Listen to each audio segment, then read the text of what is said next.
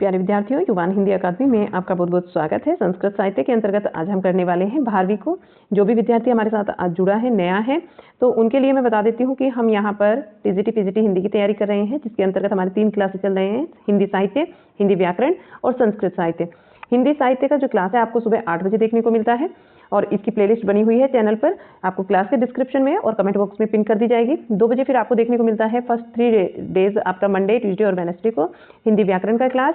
Thursday, Friday, Saturday को आपको दोपहर 2 बजे आपको क्या देखने को मिलता है, संस्कृत साहित्य का क्लास। प्लेलिस्ट तीनों की बनी हुई है और एक हमने यहाँ पर क्लास लिया है वन लाइनर क्वेश्चन का। आदिकाल तक कंप्लीट हो चुका है, तो आदिकाल तक का जितना भी टॉपिक था, जितने भी प्रीवियस ईयर क्वेश्चंस बने हैं, वहाँ हमने लगभग 250 क्वेश्चंस कंप्लीट किए हैं वन लाइनर फॉर्म में। आप वो भी देख लीजिएगा, उसकी भी एक अलग से प्लेलिस्ट बनी हुई है। सारी प्लेलिस्ट आपको कमेंट बॉक्स में पिन कर दी जाएंगी और क्लास के डिस्क्रिप्शन में भी दे दी जाएंगी। तो चलिए आज की क्लास को शुरू करते हैं। 12वीं को पढ़ेंगे। 12वीं का जन्म 560 ईस्वी के लगभग माना जाता है। भारवी शैव थे। इनका उपनाम आदपत्र भारवी है। वास्तविक नाम की बात करें तो दामोदर तथा भारवी इनकी उपाधि है। इनका वास्तविक नाम दामोदर है तथा भारवी जो है वो इनकी उपाधि है और इनको इसी उपाधि से जाना जाता है। इनकी जो पहचान है वो भारवी से ही है। अवंती सुंदरी कथा के अनुसार पिता का नाम नारायण स्वामी है। अवंती सुंदरी कथा में इनके भारवी के पिता का नाम क्या बताया गया है, नारायण स्वामी बताया गया है। इनकी प्राय सभी विद्वान भारवी को दक्षिणात्य मानते हैं और इनकी पत्नी का नाम रसिकवती तथा रसिका। रसिकवती या रसिका यानी कि इनको 2 नामों से जाना जाता है, कहीं पर रसिकवती और कहीं पर रसिका के नाम से लिखा होता है। अवंती सुंदरी कथा के अनुसार भारवी दंडी के परपितामह थे। परपितामह का मतलब होता है पितामह, दादा को बोलते हैं, परपितामह परदादा। ठीक है, दंडी के परदादा थे। अवंती सुंदरी कथा में ऐसा कहा गया है कि दंडी जो है, ये दंडी के भारवी दंडी के परपितामह थे। किंवदंती है कि भारवी का एक अति प्रिय श्लोक था। श्लोक क्या था? सहसा विद्वती न क्रियाम, सहसा विद्वती न क्रियाम।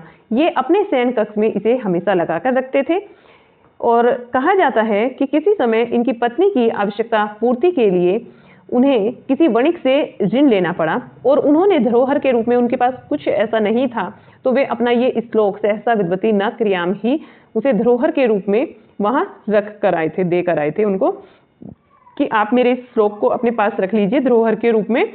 ठीक है, और उनसे कुछ धन लिया था उन्होंने। अवंती सुंदरी कथा के अनुसार भारवी पुलिकेशन द्वितीय के अनुज विष्णुवर्धन के सभा पंडित थे और इनकी एक कृति है जो कि महाकाव्य है भारवी की, जिसका नाम है किराता अर्जुनियम। किराता अर्जुनियम ये पूछी जाती है एग्जाम में। यह बृहत्रियी का प्रथम ग्रंथ है। बृहत्रियी का प्रथम ग्रंथ है किराता अर्जुनियम। इसमें कुल 18 सर्ग हैं। 18 सर्गों को भी इसके याद रखेंगे। नेक्स्ट पॉइंट इसमें क्या आता है, जो 18 सर्ग हैं इसमें कौरवों की विजय प्राप्ति के लिए अर्जुन का हिमालय पर जाकर तपस्या करना, किरात वेशधारी शिव से युद्ध करना तथा प्रसन्न शिव से पाशुपत अस्त्र की प्राप्ति करने का यहाँ पर वर्णन किया गया है। सर्ग 1 में दुर्योधन के शासन प्रबंध का वर्णन तथा युधिष्ठिर द्रौपदी का कौरवों के प्रति कर्तव्य विषयक संवाद यहाँ दिया गया है। सर्ग 2 में युधिष्ठिर भीम का संवाद और व्यास आगमन। सर्ग 3 में युधिष्ठिर व्यास संवाद तथा अर्जुन का प्रस्थान। सर्ग 4 में शरद वर्णन। सर्ग 5 के अंतर्गत हिमालय वर्णन। सर्ग 6 में हिमालय पर अर्जुन की तपस्या तथा तपो विघ्नार्थ, उसके तप में विघ्न डालने के लिए इंद्र का अप्सराओं को भेजना, ये वर्णन किया गया है सर्ग 6 के अंतर्गत। सर्ग 7 में गंधर्वों और अप्सराओं के विलास का वर्णन किया गया है। सर्ग 8 में यहाँ पर गंधर्व और अप्सराओं की जो उद्यान क्रीड़ा थी और जल क्रीड़ा थी, ये क्रीड़ा है, कीड़ा नहीं, यहाँ पर र लगा लीजिएगा, जल क्रीड़ा और उद्यान क्रीड़ा, उसका वर्णन किया गया है। सर्ग 9 में सायकाल चंद्रोदय सूर्योदय वर्णन तथा प्रभात का वर्णन किया गया है। सर्ग 10 में वर्षा वर्णन, अप्सराओं की चेष्टा का वर्णन तथा उनके प्रियतम वैफल्य का वर्णन यहाँ पर किया गया है। सर्ग 11 के अंतर्गत इंद्र अर्जुन संवाद, मुनि रूप में इंद्र का आगमन। सर्ग 12 में अर्जुन की तपस्या, किरात शिव, जो किरात वेशधारी शिव थे, उनका आगमन तथा सर्ग 13 में विरह के विषय में शिव के अनुचर और अर्जुन का विवाद होता है। सर्ग 14 में सेना सहित शिव का आगमन होता है और सेना के साथ अर्जुन का युद्ध होता है। सर्ग 15 में चित्र युद्ध का वर्णन भी यहाँ है और सर्ग 16 में शिव और अर्जुन का अस्त्र युद्ध है, अस्त्र युद्ध का वर्णन किया गया है। सर्ग 17 में सेना के साथ अर्जुन का युद्ध वर्णन तथा शिव और अर्जुन का युद्ध यहाँ है। सर्ग 18 में शिव और अर्जुन का बाहु युद्ध तथा शिव का वास्तविक रूप में प्रकट होना और इंद्र आदि का अर्जुन को विविध अस्त्र देना, इसका यहाँ पर वर्णन किया गया है। भारवे अर्थ गौरवम भा खलु रेवरी भारवे प्रकृति मधुरा भारव गिरीर आदि सूक्तियां वस्तुतः कवि की गरिमा को प्रकट करती है। किसकी गरिमा को प्रकट करती है? कवि की गरिमा को प्रकट करती है। किरातार्जुनीयम ग्रंथ का प्रधान रस वीर रस है। किरातार्जुनीयम ग्रंथ का प्रधान रस क्या है? वीर रस है। और ग्रंथ के आरंभ में, ये इंपॉर्टेंट चीज है, यहाँ से भी क्वेश्चन बनता है, ग्रंथ के आरंभ में श्री शब्द तथा समापन का जो श्लोक होता है उसमें लक्ष्मी शब्द का प्रयोग उसकी प्रमुख विशेषता है। प्रसिद्ध टीकाकार मल्लीनाथ ने भारवी की रचनाओं की उपमा नारिकेल फल से की है। जो प्रसिद्ध टीकाकार थे मल्लीनाथ जी, इन्होंने भारवी की जो रचना है उसकी उपमा नारियल के फल से दी है, जो ऊपर से तो कठोर होता है किंतु अंदर से बहुत ही कोमल और सरस होता है। किराता अर्जुनियम के प्रथम 3 सर्ग विशेष कठिन है, यानी कि एक तरीके से बहुत ज्यादा कठिन है पहले 3 सर्ग। उन्हें पाषाण त्रियी 3 पत्थर भी कहा गया है, ये भी एग्जाम में पूछा गया है। पहले 3 सर्गों को क्या कहा गया है? पाषाण त्रियी कहा गया है, यानी 3 पत्थर कहा गया है। संस्कृत साहित्य में भारवी रीति काल के जन्मदाता हैं और भारवी का जो प्रमुख छंद है, मुख्य छंद है, वो 13 हैं। भारवी के जो मुख्य छंद है वे कितने हैं? 13 हैं। और प्रिय छंद इनका वंशस्थ है, इनका प्रिय छंद वंशस्थ है। अब भारवी से संबंधित जो क्वेश्चंस बने हैं प्रीवियस ईयर में, ये जान लेते हैं। किसी कवि की वाणी नारिकेल फल के समान है। किस कवि की वाणी नारिकेल फल के समान है? नारियल के फल के समान है। ये क्वेश्चन आपका पीजीटी 2013 में बना है। तो राइट आंसर क्या होगा आपका यहाँ पर? भारवी। राइट आंसर क्या हो जाएगा? भारवी हो जाएगा। भारवी की जो वाणी है वो नारियल के फल के समान है। क्वेश्चन नंबर 2, सहसा विद्वती न क्रियाम इस सुक्ति से युक्त रचना है। ये सुक्ति से युक्त रचना पूछा गया है पीजीटी 2000 में ये क्वेश्चन बना है। और इससे जो मतलब युक्त रचना है वो आपकी किरातार्जुनीयम है। ऑप्शन नंबर बी आपका यहाँ पर राइट होगा। क्वेश्चन 3 को देखिएगा। किरातार्जुनीयम के प्रत्येक सर्ग का अंतिम पद क्या है? पीजीटी 2000 में ये क्वेश्चन आया था। अंतिम पद मैंने आपको बताया लक्ष्मी है और श्री से इसकी शुरुआत होती है। श्री इसका प्रथम पद है। श्री क्या है? प्रथम पद है। और लक्ष्मी जो है इसका वो अंतिम पद है। क्वेश्चन नंबर 4, बृहत्त्रयी में कौन सा महाकाव्य नहीं आता? बृहत्त्रयी में कौन सा महाकाव्य नहीं आता? बृहत्त्रयी में किरातार्जुनीयम आता है, ये तो पहला ही ग्रंथ है, आपने देखा। शिशुपाल वधम भी आता है और आपका नैषधीय चरितम भी आता है। नैषधीय चरितम भी आता है बृहत्त्रयी के अंतर्गत। इन्हीं तीनों ग्रंथों को बोलते हैं हम बृहत्त्रयी। और कुमार संभव जो है ये लघुत्रयी का ग्रंथ है। ये किसका है? कालिदास जी का ग्रंथ है। किसके अंतर्गत आता है? लघुत्रयी के अंतर्गत आता है। इसको लिख लीजिएगा आप, लघुत्रयी। ठीक है, ये लघुत्रयी के अंतर्गत आता है। तो आंसर जो बनेगा आपका वो कुमार संभव बनेगा। क्वेश्चन नंबर 5, भारवी के द्वारा रचित किरातार्जुनीयम का प्रधान रस है। टीजीटी 2005 में पूछा गया है। प्रधान रस मैंने अभी आपको बताया कि इसका जो प्रधान रस है वो क्या है? वीर रस है। वीर आंसर आपका राइट होगा। नेक्स्ट क्वेश्चन, क्वेश्चन नंबर 6, बृहत्त्रयी का कौन सा महाकाव्य नहीं है? कौन सा महाकाव्य बृहत्त्रयी में नहीं आता? फिर टीजीटी 2005 में क्वेश्चन पूछा गया है। तो आपने देखा कि अभी मैंने आपको बताया किरातार्जुनीयम आता है, शिशुपाल वधम भी आता है, नैषधीय चरितम भी आता है, लेकिन जो रघुवंशम है ये नहीं आता। तो रघुवंशम आपका आंसर हो जाएगा, रघुवंशम। क्वेश्चन नंबर 7, निम्नलिखित में से कौन कवि अर्थगौरव के लिए प्रसिद्ध है? अर्थगौरव के लिए प्रसिद्ध है वो बताना है आपको। पीजीटी 2005 में ये क्वेश्चन बना था। और अर्थगौरव के लिए आप यहाँ क्या बताएंगे कि कौन प्रसिद्ध है? भारवी प्रसिद्ध है, तो आपका आंसर जो है वो भारवी हो जाएगा। नेक्स्ट क्वेश्चन नंबर 8, निम्नलिखित कृतियों में से कौन सी कृति भारवी के द्वारा रचित है? कौन सी कृति है जो भारवी के द्वारा रचित है? 2005 में ये क्वेश्चन पूछा गया है पीजीटी में। आप क्या बताएंगे कि किरातार्जुनीयम। आपका राइट आंसर हो जाएगा सी, किरातार्जुनीयम। चलिएगा आगे। 9 नंबर क्वेश्चन, किरातार्जुनीयम के रचनाकार हैं, ये आपसे पूछा जा रहा है कि किरातार्जुनीयम जो रचना है वो किसकी रचना है। और ये क्वेश्चन आपका बना था प्रवक्ता आश्रम पत्ती में 2015 में।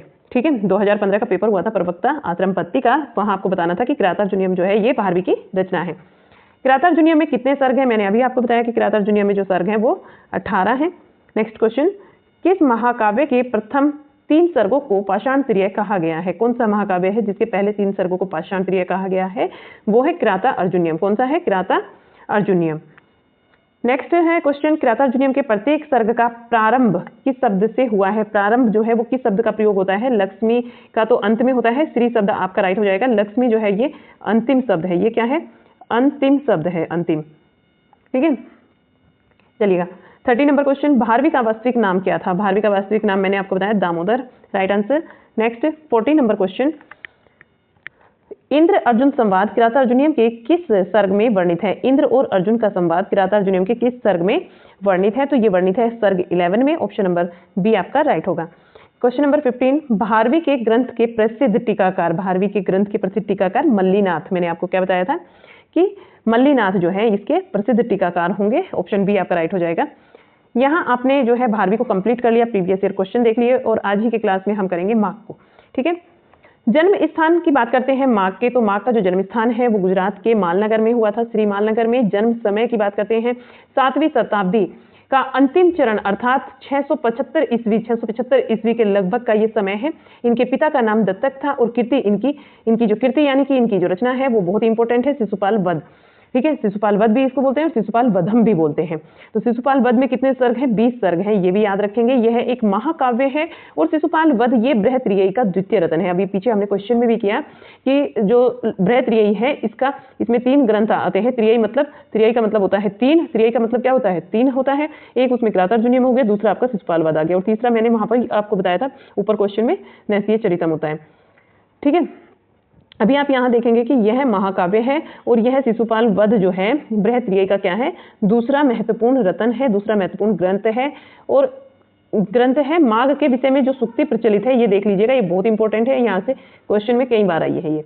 ठीक है, उपमा कालिदासस्य भारवे अर्थ गौरवम दंडी पद लालित्यम माघे संति त्रियोगुणा, माघे संति त्रियोगुणा। उपमा कालिदास का है, भारवी अर्थगौरव के लिए प्रसिद्ध है, कालिदास उपमा के लिए प्रसिद्ध है, भारवी जो है वो अर्थगौरव के लिए प्रसिद्ध है, दंडी पद लालित्य के लिए प्रसिद्ध है, माघे संति माघ में त्रियोगुणा, ये तीनों गुण है। माघ में क्या है? ये तीनों गुण है। आगे चलिएगा, विशेषता क्या है इसकी? माघ की विशेषता यह है कि इन्हीं तीनों गुणों का मणिकंचन संयोग इन्होंने माघ में प्रस्तुत किया है, ये माघ की विशेषता है। ये जो तीनों गुण मैंने बताए हैं, उपमा, अर्थगौरव और पद लालित्य, माघ इन तीनों के लिए फेमस है। माघ ने इन तीनों का मणिकंचन तरीके से, एक बहुत ही जैसे मणि सुंदर होती है उस तरीके से उसकी सुंदरता के अनुरूप ही इसका प्रयोग किया है इन तीनों गुणों का। इसमें प्रसाद, माधुर्य और ओज गुणों को संतुलित और सामंजस्य है इसमें। आगे चलेंगे, उपमा, अर्थगौरव और पद लालित्य। उपमा, अर्थगौरव और पद लालित्य, इन तीनों गुणों की प्रचुरता के कारण ही माघे संति त्रियोगुणा उक्ति कवि वृंद में प्रसिद्ध है। सभी कवियों में ये जो प्रसिद्ध है उक्ति, ये माघ के लिए प्रसिद्ध है कि माघ में ये तीनों गुण पाए जाते हैं, उपमा, अर्थगौरव और पद लालित्य। नेक्स्ट है कि शिशुपाल वध की कथा महाभारत से ली गई है। ये क्वेश्चन बन जाता है कि शिशुपाल वध की जो कथा है वो कहाँ से ली गई है? तो ये ली गई है महाभारत से। श्री शब्द से ग्रंथ का आरंभ होता है। श्री शब्द से क्या होता है? इस ग्रंथ का आरंभ कहाँ से होता है? ये भी क्वेश्चन बनता है, तो ये श्री शब्द से होता है। संक्षिप्त कथा भी देख लीजिएगा इसकी। इसमें देवर्षि नारद के द्वारा शिशुपाल के पूर्व जन्म का विवरण देते हुए उसके अत्याचारों का उल्लेख, श्री कृष्ण से उसके संहार की प्रार्थना, युधिष्ठिर के राजसूय यज्ञ में श्री कृष्ण का इंद्रप्रस्थ पहुंचना और शिशुपाल का अभद्र व्यवहार तथा क्रुद्ध कृष्ण के द्वारा उसका वध वर्णित है। सर्ग 1 में देखिएगा, देवर्षि का आगमन होता है। सर्ग 1 के अंतर्गत देवर्षि का आगमन होता है और देवर्षि नारद द्वारा शिशुपाल के पूर्व जन्म और उसके अत्याचारों का वर्णन यहाँ बताया जाता है। सर्ग 2 में श्री कृष्ण, बलराम और उद्धव की गुप्त मंत्रणा होती है। सर्ग 3 के अंतर्गत द्वारका से श्री कृष्ण का इंद्रप्रस्थ के लिए प्रस्थान, फिर द्वारका, सेना और समुद्र का वर्णन यहाँ किया गया है। सर्ग 4 में रवैतक पर्वत का वर्णन है। सर्ग 5 के अंतर्गत रवैतक पर्वत पर सैन्य शिविर का संस्थापन है तथा ऋतु वर्णन सर्ग 6 में किया गया है। आगे चलेंगे, सर्ग 7 में वन विहार वर्णन है। सर्ग 8 में जलक्रीड़ा वर्णन है। सर्ग 9 में सायकाल, चंद्रोदय, श्रृंगार विधान आदि का वर्णन किया गया है। सर्ग 10 में पानगोष्ठी वर्णन तथा रात्रि क्रीड़ा का वर्णन है। सर्ग 11 में प्रभात वर्णन है। सर्ग 12 में यमुना नदी का वर्णन किया गया है। सर्ग 13 में श्री कृष्ण और पांडवों का मिलन। सर्ग 14 में युधिष्ठिर के द्वारा राजसूय यज्ञ का प्रस्ताव तथा श्री कृष्ण की पूजा और भीम के द्वारा उनकी स्तुति का वर्णन है। सर्ग 15 में शिशुपाल का क्रुद्ध होना और सर्ग 16 में शिशुपाल के दूत का श्री कृष्ण की सभा में अमर्यादित वाक्यों का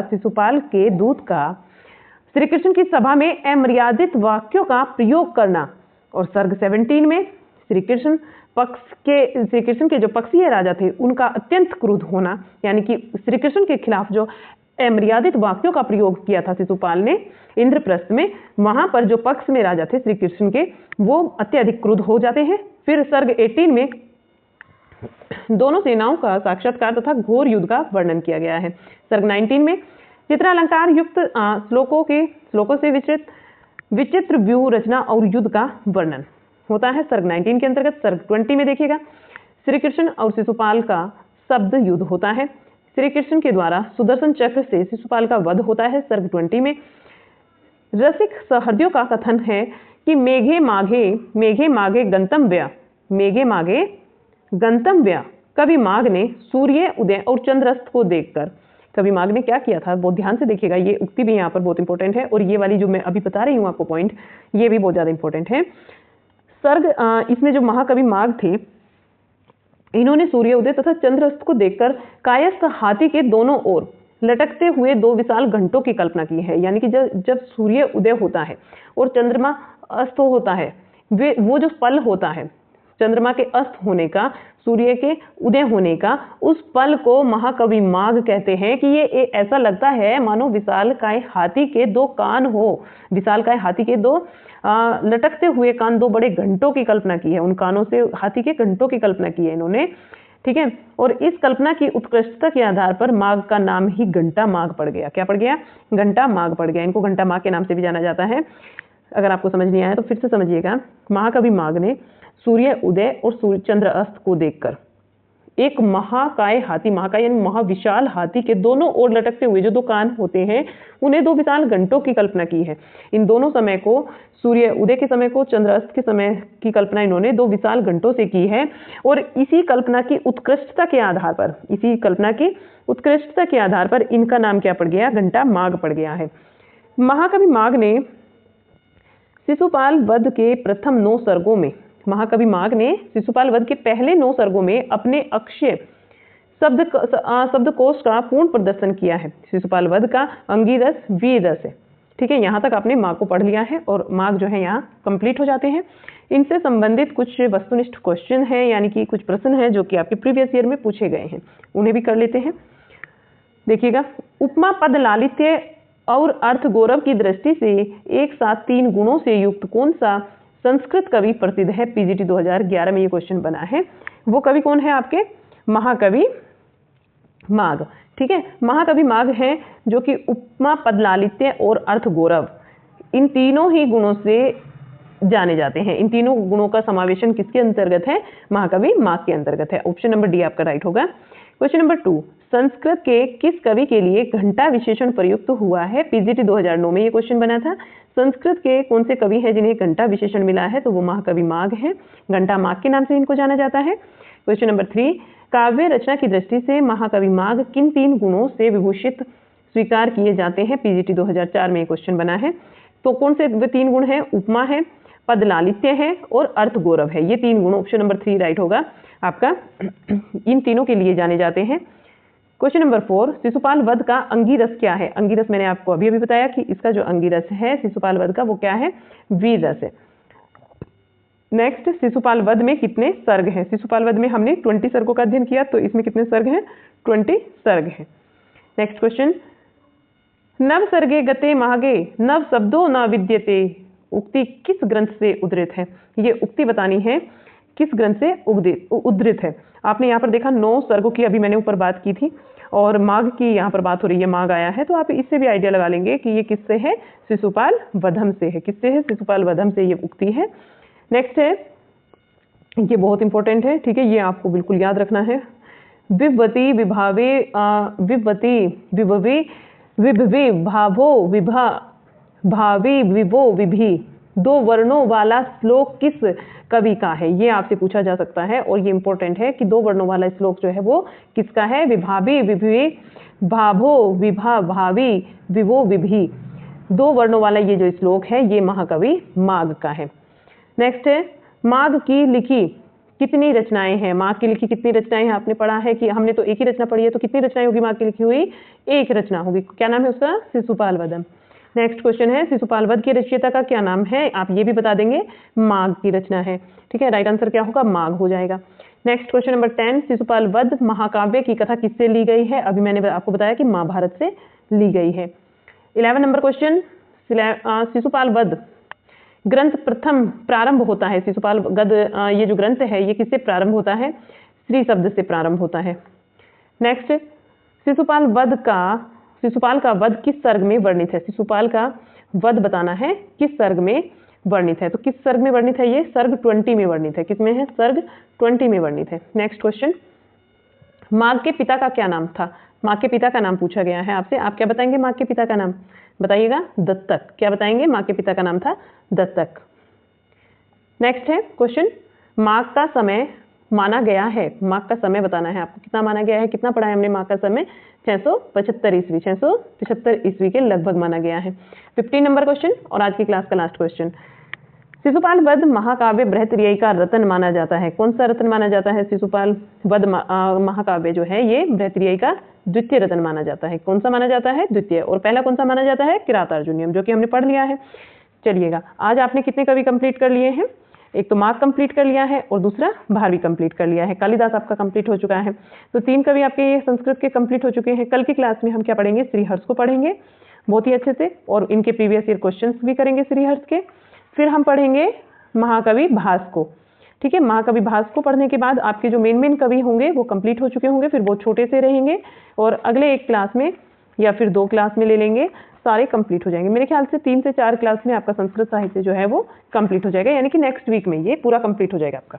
ठीक है, चलिएगा, तो आपको क्लास कैसा लगा, कंटेंट कैसा लगा, ये जरूर मुझे बताइएगा। कंटेंट पसंद आया हो तो देखिए बहुत मेहनत लगती है इसको बनाने में, इसको ज़्यादा से ज़्यादा लोगों तक शेयर कीजिएगा। आप सभी जानते हैं जो भी टीजीटी पीजीटी की तैयारी कर रहे हैं हिंदी से, उन तक इसको जरूर पहुंचाइएगा क्लास को, अपने ग्रुप्स और अपने व्हाट्सएप ग्रुप्स में जहाँ पे आपकी जान पहचान हो वहाँ इसको जरूर से शेयर कीजिएगा। ठीक है, क्लास में अगर आप नए हैं, चैनल को अभी तक सब्सक्राइब नहीं किया तो इस चैनल को सब्सक्राइब कर लीजिएगा। और प्लेलिस्ट की अगर बात है तो मैं इसको कमेंट बॉक्स में भी पिन कर दूंगी और इस क्लास के डिस्क्रिप्शन में भी आपको प्लेलिस्ट मिल जाएगी। आप चैनल पर जाएंगे वहां पर भी आपको प्लेलिस्ट मिल जाएगी। टेलीग्राम चैनल से जुड़ना चाहते हैं तो मैंने बना दिया है टेलीग्राम चैनल, आप वहां पर भी मुझसे जुड़ सकते हैं। चलिए फिर मिलते हैं आपसे एक नई क्लास के साथ में। तब तक के लिए बाय बाय, खुश रहिएगा, स्वस्थ रहिए।